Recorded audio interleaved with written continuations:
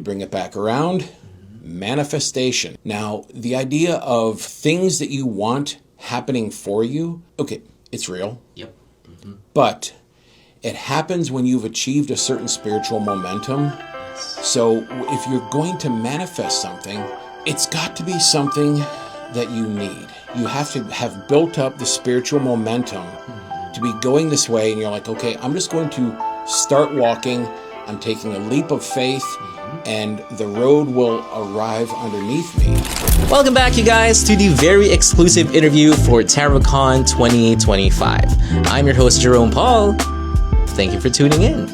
And now, as you can see, we are in another different place because I have mentioned before, we still have a lot of speakers to run through. And my guest today is one of those special speakers that traveled halfway across the world just to be here with us today. And as you allow me to introduce him, he is the co-host of Magic TV. And he is a ceremonial magician with over 40 years of experience. For the first time ever here in the Philippines, let's all welcome Wade Long. How have you been, Wade? As I always say, life is good because life is always good. So I have actually been doing magic since I was 11 years old. So it's 45 years. And unfortunately, or fortunately, I suppose, I grew up in the part of the country where that was really frowned upon in that place and that time.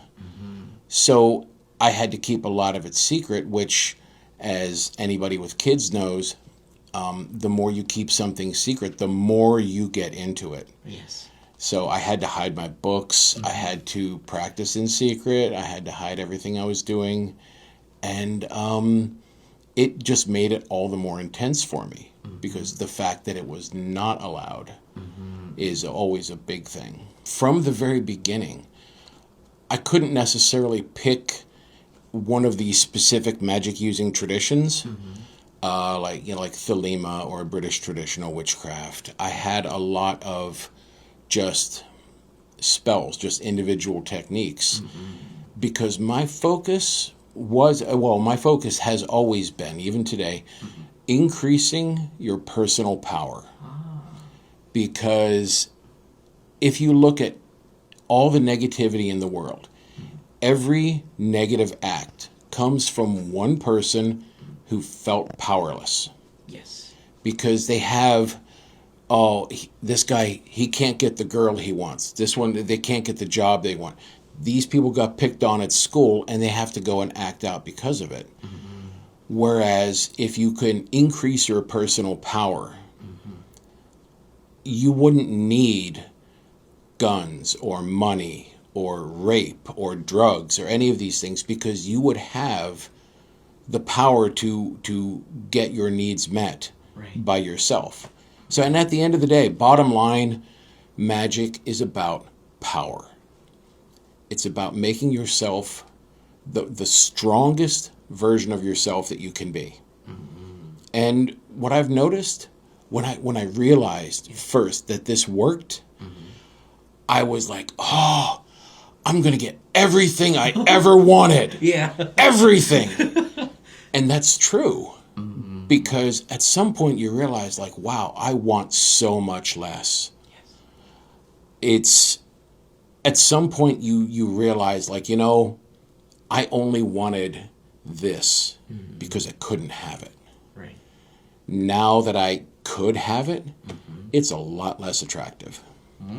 So when you have people that they're like, I want $1 billion, good God, why? If it's because you want to do something that takes $1 billion, well, do the thing. Exactly. You don't necessarily need the money as the middleman for that, because then you're paying taxes on it, and you have the, however it is that you get it, and then how it is you get rid of it. Right. So there's a lot of skipping the middleman with magic. You can actually just do the things that you want. I want to say thank you, Wade, because this now has been all about magic. And to the local community, there's this thing or saying wherein people, certainly at my age, they would say that, oh, I want this specific item, so I'm gonna manifest it. And it has become of a joke or a slang that, oh, if you want to manifest something, then you do this and you do that. I was like, no, you can't. That's not how it works. So in terms of magic, oh, wait, and you do have the experience and the knowledge to help and explain to us. Let's ground it a little bit, like manifesting something, getting through it from magic. How is it actually done from your experience? Okay. I'm going to get to work here. Okay. Okay. So the whole manifestation community, when I worked at Ancient Ways, we would see, I was working there when The Secret came out. Do you remember The Secret? Yes. With the magical power of wishing. We used to joke about it, and then we would, and I read the book and I'm looking at it, I'm like, you know what? There's a thing that happens in the world, and it happens a lot in the esoteric communities because it's so, there's so much of it that can't be quantified. Like you can't pick up a bag of magic and say, dump it out on the table. Okay, we've got 700 grams of magic here. This is a good haul. It's not like that. Yeah. So you go off of people's experiences. The reason the Golden Dawn is called the Golden Dawn is because there's a specific experience that happens when you genuinely achieve a particular spiritual development, and it can only be described that way. But, or like when someone talks about, oh, I experienced the healing white light of Jesus, and other people are like, oh, I want to do that. I'm just going to tell people I experienced the healing white light, and they can't prove I didn't. And eventually, you forget the idea that these are connected to actual spiritual experiences that people have had. So, to bring it back around, manifestation. Now, the idea of things that you want happening for you, okay, it's real. Yep. But it happens when you've achieved a certain spiritual momentum. I had a rabbi explain it to me at one point. He said that there's a saying among the rabbis that when you're hungry, you hold out your hand and the apple falls into your hand because it was already on its way to you. Yes. When you get hungry and you reach out for it. I guess it sounds better in Hebrew. I kind of botched it. But the thing with manifestation is you have to put in the groundwork. It's like, well, I want to drive the Indy 500. You're like, great. Can you drive? Well, no, I can't drive. Like, okay, well, you have to know how to drive first. You have to know about moving a vehicle. You have to know about putting gasoline in it. That these are all functional parts of it, because really, magic is a very simple thing.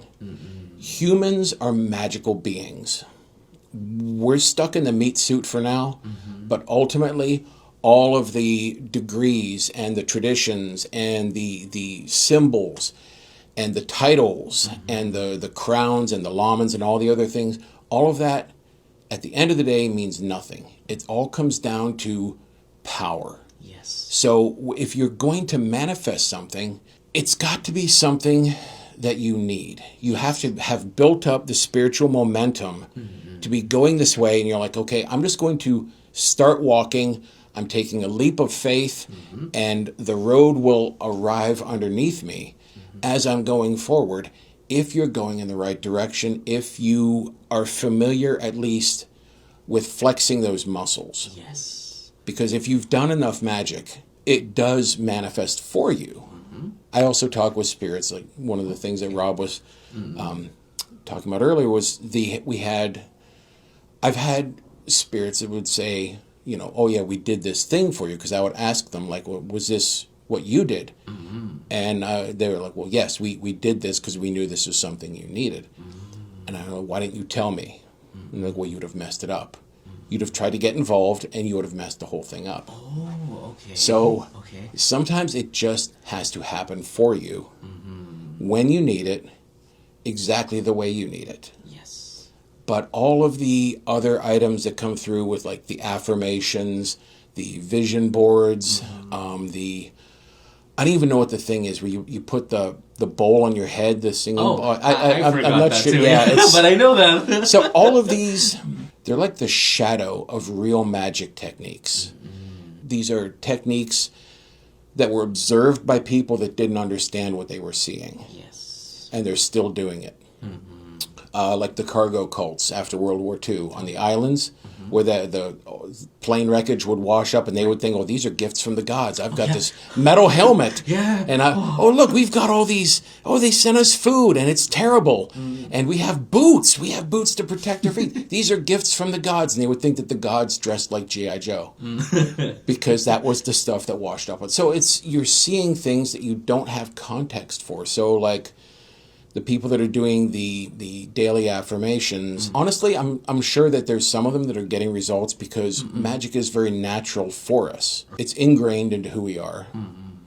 But if you look at any of the communities, chief topic of discussion is, why doesn't this work? Now, when I teach apprentices, I walk them through almost like shifting gears. Get them doing basic magic, earth magic, air magic, all of these, and then you ramp it up. But the goal is to get to the point where you're doing magic with no ritual at all. Oh, okay. So you are directly but you have to get to that point of directly manifesting what it is that you're trying to do.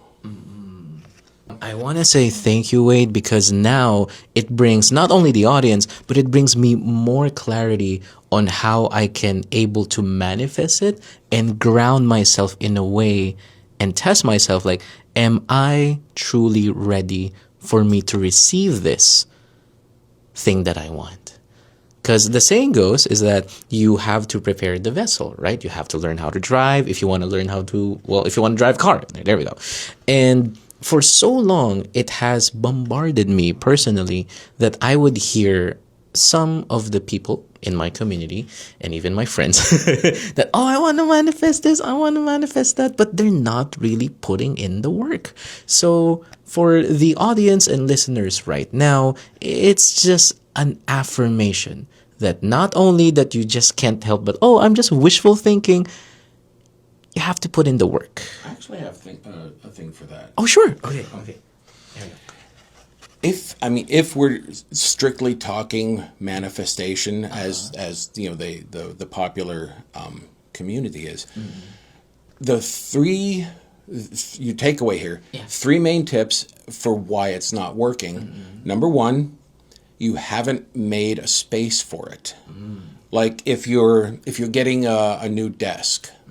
You're like, okay, I'm going to clear out my office. I'm going to get rid of some things. Someone asks, what's that space for? That's where my new desk is going. And you don't know where it's coming from. But, and then metaphorically in your life, if you're looking for a new job, you have to make room in your life for this thing to happen. Right. So, again, preparing the way. Also, you have to put in the groundwork. You have to know how things manifest. How are you going to get that desk? Is it going to fit through your front door? You have to know how things can happen before they will happen. And then thirdly, and most importantly, practice. Yes. Practice with something that doesn't matter, because if it's something that you need, you're going to be stressing about it constantly. But if it's something that you don't need, you're like, I'll change the weather today. Or these two people in my office, I'll make them start dating, and these people are terrible, I'll make them break up. Do things that don't matter, because then you're not attached to the outcome and you can see how it works. And this is how we learn, is by practicing. Yes. Even the greatest marksman in the world starts with paper targets. Yeah. He doesn't jump into the front lines. So that was my last tips on manifestation. Thank you, Wade. And of course, to the viewers and listeners, so those are the golden nuggets that Wade has just given us. So I do hope that it can lead you to the right direction on preparing to manifest something you love. Now, Wade, of course, I would like to ask you something, because this is your first time in the Philippines for over a lot of years. A lot of years. And this is going to be your first time speaking for TarotCon as well. And you are going to talk about the reverse Celtic cross. And of course, to the viewers that do not know what is tarot or what is a Celtic cross, Wade, can you help us ground it a little bit more? What is, or what it really is, what is a Celtic cross reading? There you go. Thank you. The tarot is one of a number of forms of cartomancy where they have cards that they use for fortune telling. You can use the tarot, you can use the Lenormand, you can use regular playing cards. There's a lot of different card-based oracle decks. Yes. But the Celtic cross is one of the layouts where it's like you start with, here's your present situation.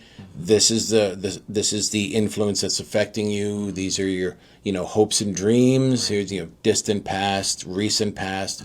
Each of the card positions means a specific thing, and there's many different layouts. There's even different variations of the Celtic cross, so that you would have to modify your technique for whichever, because this will work with any layout.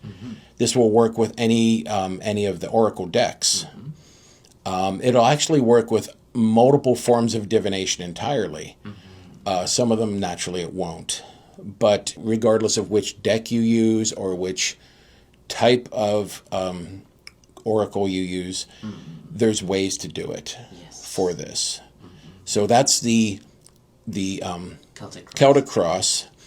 Now, the reason I call it the reverse Celtic cross is because I use the same layout, but instead of reading, we're writing.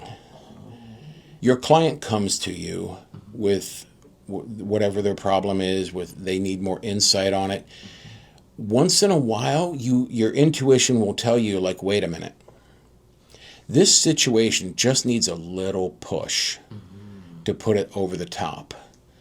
So instead of the reading, you're doing a spell. And the best part about it is if they come to you for a spell and you sell them the candle or the oils or the other things, and they do it, they always have the self-doubt. They're like, I don't know if this is going to work. I don't know if I can do this. This is all on me. And if it doesn't, so right away, they're kind of sabotaging themselves.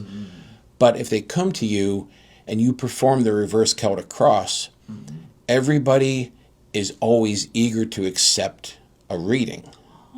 They'll look at the cards, and especially since it always comes up good news with this. It comes up and they're just like, oh, this is great. And you're like, yes, the way things are going right now, you are going to have this and this and this. You're going to get the girl, you get the job, you get the, whatever it is that you're looking for. You get your healing, you have your, your wealth, the romance, whatever it is that you're doing. Right. And they have no doubts. There's no self-doubt doesn't creep in there. There's no loss of confidence. They're not sabotaging themselves because they've already received the news that it's going to work. So they're helping you out with this. And you can't do it with everything, but once in a while you can get the intuitive hit that, like, hey, wait a minute, I can actually fix this. And it's like going to the doctors and he can skip the diagnosis and go straight to the cure. Right. Because at the end of the day, again, all that really matters is power, is about getting the things that you need out of life. And this is what that's for. Awesome. Thank you, Wade. See, it always goes back to what we need, and that is, as you said, power. And Wade, I do want to ask one more thing, something about power, because oftentimes we would mistaken it as something that's bad, something that's gonna make us into greedy people, and it's gonna corrupt us in a way. And that's one of the many common misconceptions about it, because relating it into tarot, just like what I talked about with Shay in the previous episodes, oftentimes people would be shrouded by their fear and think of the cards themselves like, these cards has power over me. Like, I don't want to get my fortune get read. Like, I'm too shy. I don't wanna touch that. It's not my thing. But now, Wade, can you help us a little bit more when you say that we want power? It's all about us taking and nurturing and accepting that power. What do we mean by power? This is one of my favorite subjects. Yeah. Now, the idea of, the cards would have power over me, or the planets have power over me, or any of these things. That's like saying, well, I'm looking at the clock on the wall and it hit 5 and I'm hungry, so the clock has power over me. No, the clock is only indicating what time it is. So the cards on the table, they're only indicating what's going on. It's already going on. These are just it's like shining a light on it so you can see what's going on. Same with the planets, same with any form of divination. They're just there to illustrate what's already going on. Now, in terms of power corrupting, absolutely it does. There's a saying that if you want to really know who a person is, give them a little bit of power. Yeah. So I've seen people go absolutely crazy with power once they realize it works. Yes. And they're like, I can do all. I have the same moment like when I was a wee tot, and I was like, oh my God, I can do everything I want. Yeah. But either you start doing things that you shouldn't be doing, or you realize that you only wanted them because you couldn't have them. So I've seen it drive people to the point of genuinely becoming terrible people. So unfortunately, that is something to watch out for. It's it's always a personal decision. But if you were to stop and ask yourself, what would I do right now if I could do anything? If I could do everything, what would I do first? And if you think about that, your first impulse is probably going to make you feel like you're a terrible person, because a lot of us have things that we would do. Yes. Everybody has, and I don't care who you are, everybody has those thoughts that they're like, oh, these are bad thoughts. These are violent thoughts. These are sexual thoughts. These are like really controlling thoughts about all these. Oh no. But everybody has those thoughts. It's a human condition. It is. So it's a matter of what you would actually do with it. Fortunately, it's not that easy to develop, the kind of unlimited power that you're looking for. Yeah. So it's not something that you're like, okay, well, I cast my first spell, it worked, I got myself a date. I guess I'm going to overthrow the UN tomorrow. So, because, unless they stay over, unless it's a really good date, and if they stay over, then I'll kind of bump the UN to Thursday. But it doesn't happen that fast. So you have time. You do need to do a very honest self-inventory on a regular basis.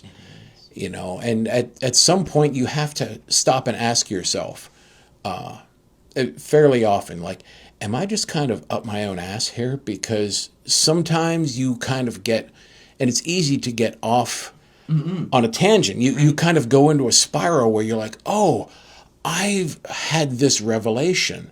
I understand this, and that means this, and this means this, but you're just kind of cycling back through. Like when you see somebody talking about numerology, they'll say, well, I looked at this sigil and that means this number, but this is also convertible to this number in Greek, and that's this word, and this one goes to this, and you're like, yeah, bro, you've spun out. At that point, like, if you're going through the numerology of multiple languages to get to the point that you want, just go back to the beginning. Yep. So you do have to do, a regular and fearless self-inventory. And sometimes you have to realize, like, you know what?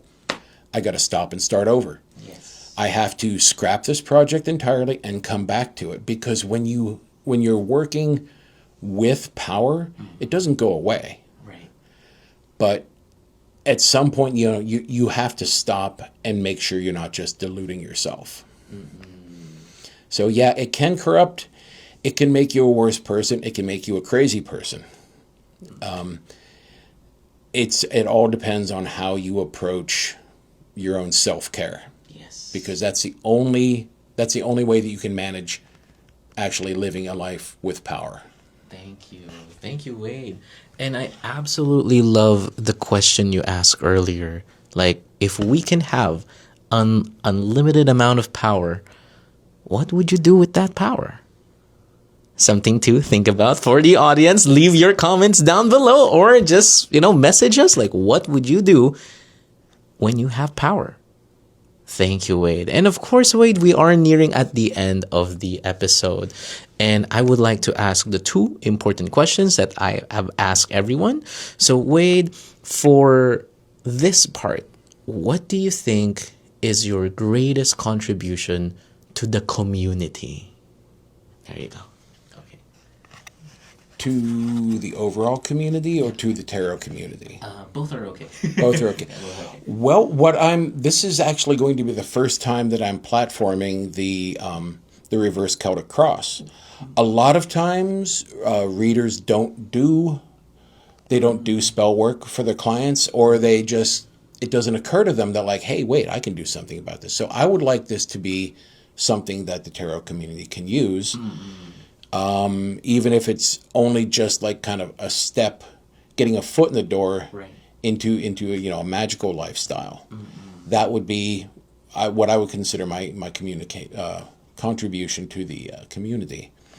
And what was the second question? The second question is, what's your wish for the tarot community here in the Philippines? My wish for the tarot community in the Philippines, just keep growing, keep being awesome. I love it here. I love the people. I'm seeing nothing but good things so far, and I'm just hoping everything continues and we start seeing more mainstream tarot activity. Awesome. That would be, even if it's something as simple as just a guy on the street with a table set up and hey, 500 pesos, 3 cards, and yeah, it would be good to make it part of everyone's daily life, that this is something that maybe if you don't do the readings, or if you don't get the readings, but you see it, you understand it, and you accept it, and it becomes part of the world. That's my wish. Exactly. Thank you, Wade. And I also hope that tarot would also be like seen in numerous platforms these days, because I think every speaker we can agree on is that tarot, we need it more now than ever. We're growing so fast. So we're gonna manage that. Now, Wade, of course, I'm going to give the floor back to you, because where can we find you? Where can we show some love, support? Like, do you have any socials that you still use? I'm on Facebook under my name, Wade Long. I also have a page, Wade Reads Tarot. My website is AmericanWarlock.com, all one word. That's mostly my articles are there, but there's also going to be a page with just my TarotCon materials, right. Downloads, instructions for the reverse Celtic cross. There's a page for my book, yep. Acolyte, which is actually, we're coming out at TarotCon. We're going to have the big release and book signing. For my first book, Acolyte, technically my second book, but this is all of it is it's all on my site, AmericanWarlock.com. Awesome. All right. Thank you. Thank you so much, Wade. And thank you to everyone who made time in listening and watching this episode. So please, you guys, if you have the time, you can get your tickets for TarotCon 2025, November 22 at the Podium Hall. Tickets are still available. Just check the description or the comment section. But for now, that's all the time that we have. So this is Jerome Paul and Wade saying